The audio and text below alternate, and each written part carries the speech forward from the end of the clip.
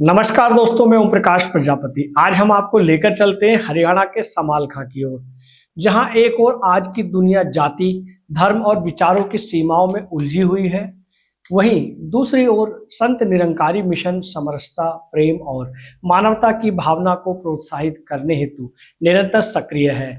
सदगुरु सुदीक्षा जी महाराज के पावन सानिध्य में निरंकारी मिशन का 78वां वार्षिक निरंकार संत समागम 31 अक्टूबर से 3 नवंबर 2025 तक संत निरंकारी आध्यात्मिक स्थल समालखां हरियाणा में आयोजित किया जा रहा है। इस वर्ष समागम की मूल प्रेरणा आत्म मंथन है, जो आत्मचिंतन से आंतरिक जागरूकता को प्रेरित करने वाली एक सकारात्मक पहल के रूप में उभरेगी।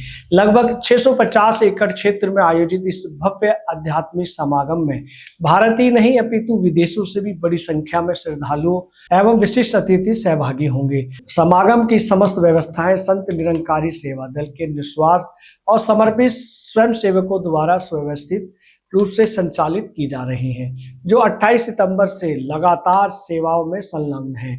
समालखां में 29 अक्टूबर 2025 को हुए संवाददाता सम्मेलन में परमिल सिंह, डॉक्टर प्रवीण खुल्लर, राकेश मुटरेजा, विवेक मौजी, संदीप चौधरी और निरंकारी समागम कमेटी के कोऑर्डिनेटर श्री जोगिंदर सुखीजा ने जानकारी दी कि लंगर, भोजन, कैंटीन, शौचालय, यातायात, चिकित्सा, एम्बुलेंस, पार्किंग, सुरक्षा व रहने आदि की विस्तृत व्यवस्थाओं सहित समस्त आवश्यक सेवाओं की जिम्मेदारी लगभग 1 लाख सेवादार पूरी निष्ठा और सेवा भावना से निभा रहे हैं। यह सेवा भाव ही संत निरंकारी मिशन की विशेष पहचान है, जो समर्पण और अनुशासन की भावनाओं को दर्शाता है।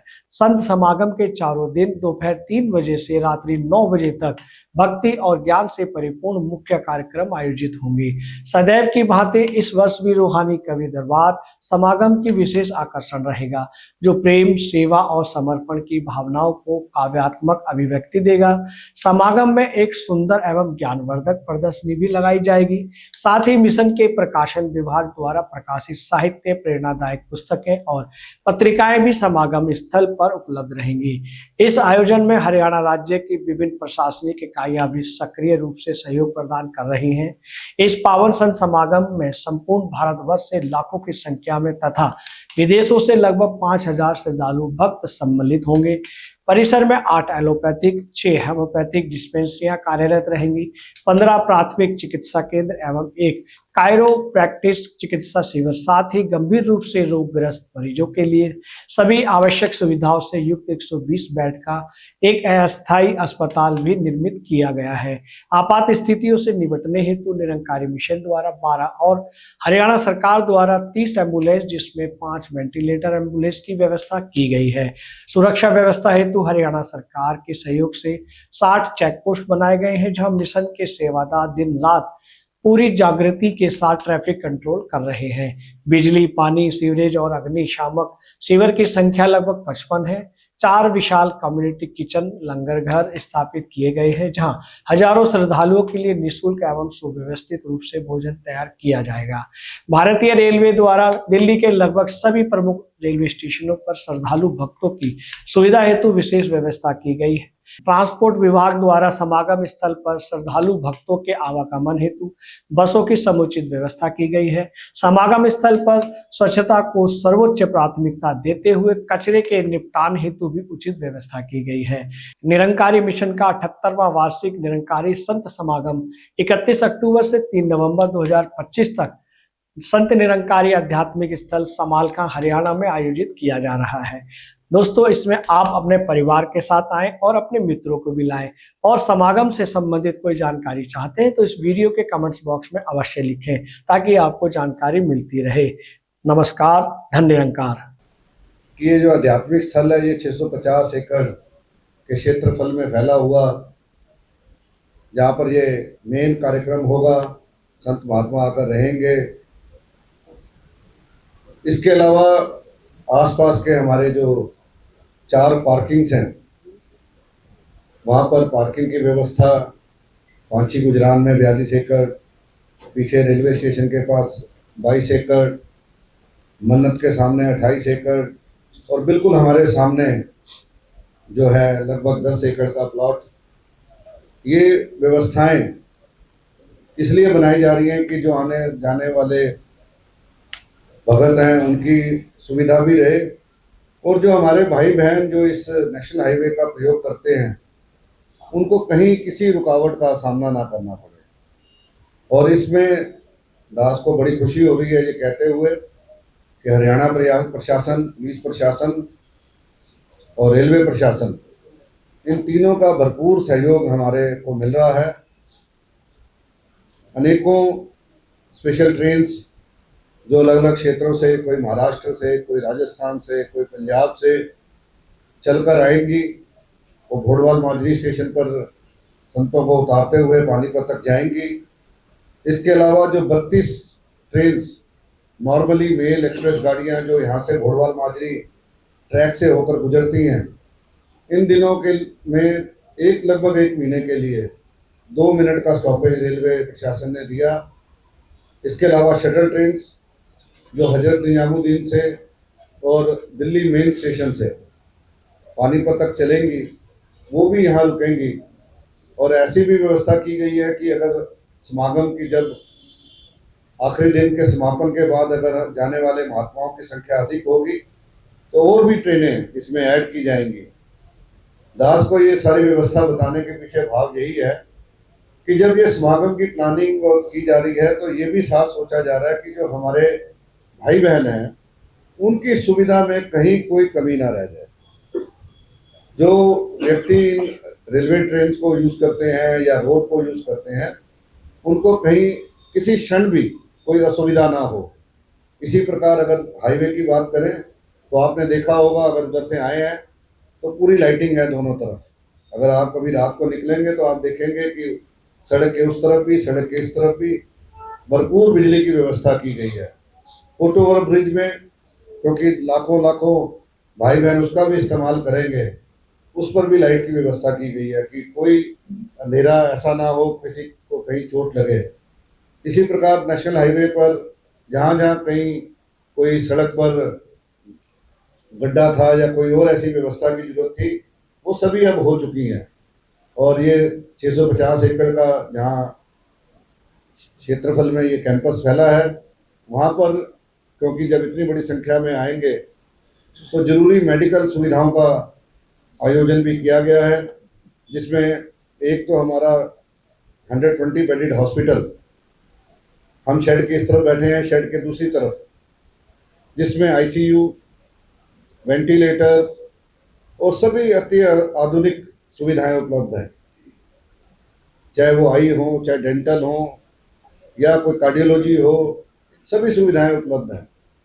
और साथ ही साथ सोनीपत और पानीपत के जितने भी सरकारी हॉस्पिटल्स हैं और गैर सरकारी हॉस्पिटल्स, सभी के साथ हमारा इस प्रकार का आपसी परस्पर संबंध है कि उन्होंने भी हमारे लिए व्यवस्थाएं रखी हुई हैं कि अगर कोई ऐसी आवश्यकता पड़ेगी तो वो भी बेड हमें उपलब्ध रहेंगे।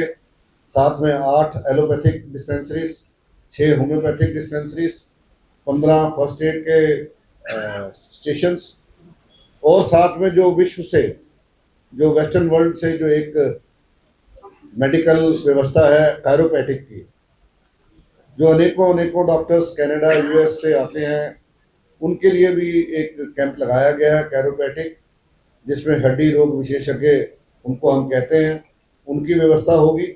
और इसके अलावा जैसे दास ने पहले कहा कि एम्बुलेंसेस की 12 एम्बुलेंस हैं, मिशन की खड़ी हैं।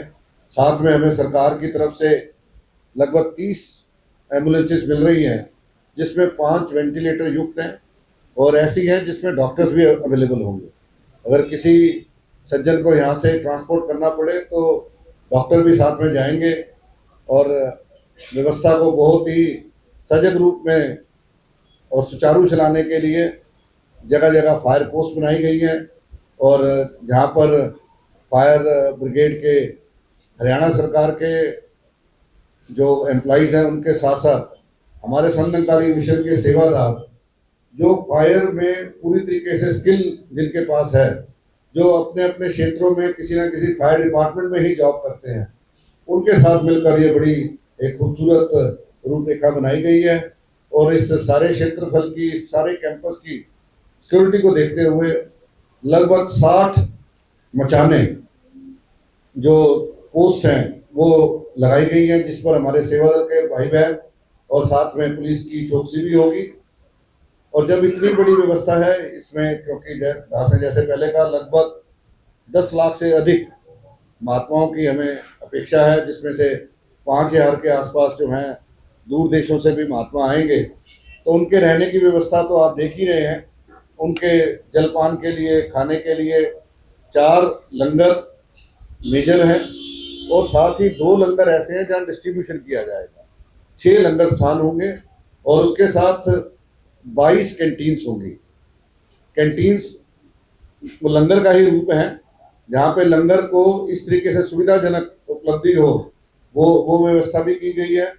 और जब ये महात्मा आ रहे हैं, धीरे धीरे आप देख रहे हैं कि यहाँ गिनती बढ़ती जा रही है, तो कुछ महात्मा दिल्ली के किसी बस अड्डे पर उतर रहे हैं, किसी रेलवे स्टेशन पर उतर रहे हैं, कोई स्मालखा, पानीपत, सोनीपत स्टेशन पर उतर रहे हैं। उनके पिकअप ड्रॉप के लिए बसेस की व्यवस्था की गई है, जिसमें हरियाणा सरकार की बसेस हैं, प्राइवेट ऑपरेटर्स की बसेस हैं और दिल्ली में कुछ डीटीसी की बसेस भी हैं। तो इस प्रकार से बसेस जो उतरने वाले श्रद्धालु हैं उनको वहाँ से अभी लेकर आ रही हैं और जब समागम संपन्न होगा उनको वापसी की भी पूरी व्यवस्था इसके लिए की गई है। और हम सभी जानते हैं कि समागम का प्रमुख आकर्षण होती है यहाँ लगने वाली एग्जीबिशन, प्रदर्शनी। लाखों लाखों जो श्रद्धालु हैं वो तो उसको देखते ही हैं, लेकिन जो हमारे भाई बहन जो अभी मिशन से अभी इस प्रकार से नहीं जुड़े हैं, वो भी जब भी आते हैं तो उस प्रदर्शनी का जरूर देखने जाते हैं। उसमें मिशन की हिस्ट्री, आइडियोलॉजी, मिशन के जो सतगुरु माता सुदीक्षा जी महाराज और निरंकारी राजपिता जी के कल्याण यात्राएं भारत भर और भारत के बाहर होती हैं, उनके चित्र। उसके अलावा जो बच्चों के लिए, क्योंकि बाल विकास पर संतकारी मिशन का जो कार्य है वो सब बहुत सराहनीय है। आपने देखा ही होगा कि किस प्रकार जो निरंकारी मिशन के बच्चे हैं वो अध्यात्म और साथ संगत विज्ञान का मिला जुला साथ संगत एक रूप पेश करते हैं। उनकी भी एक प्रदर्शनी है। साथ ही जो संतकारी मिशन इस समाज को देन दे रहा है उसकी भी एक चित्र प्रदर्शनी, मॉडल प्रदर्शनी लगाई गई है। तो ऐसे लगभग 1 लाख सेवा दल के महात्मा जो ना केवल हमारे इस परिसर के अंदर, परिसर के आसपास उसकी रख रखाव, उसकी सफाई, ट्रैफिक मूवमेंट, हर बात का ध्यान रखते हुए वो सेवाओं में लगे हुए हैं। हजारों की संख्या में अभी से महात्मा आ चुके हैं और धीरे धीरे आ रहे हैं। तो उन सेवादारों की सेवाओं की जो बुरी बुरी प्रशंसा ना केवल प्रशासन बल्कि हमारे सिटीजन्स भी लगातार करते आ रहे हैं। तो इन व्यवस्थाओं को सुंदरता का आप आने वाले दिनों में खुद अपने आंखों से देखेंगे जब सतगुरु माता सुदीक्षा जी महाराज का आगमन 31 अक्टूबर को इस परिसर में होगा।